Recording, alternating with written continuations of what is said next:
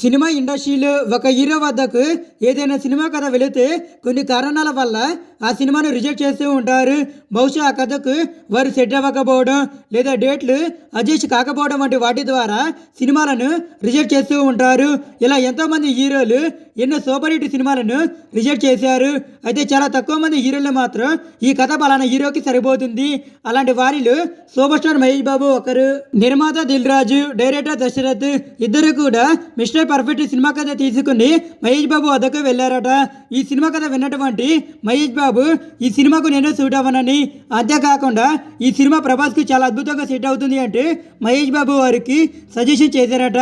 దీంతో డైరెక్టర్ అలాగే దిల్ రాజు ఇద్దరు కూడా ప్రభాస్ని అప్రోచ్ అయ్యారని తెలుస్తుంది.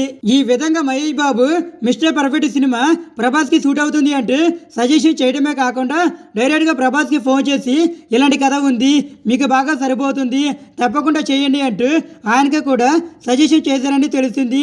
ఇక ఈ సినిమా కథ మొత్తం విన్నటువంటి ప్రభాస్ కూడా మిస్టర్ పర్ఫెక్ట్ సినిమాకి ఒప్పుకున్నారు.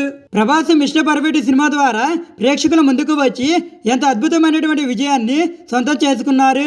ఈ సినిమాలో కాజల్ అగర్వాల్తో పాటు తాప్సీ కూడా నటించారు.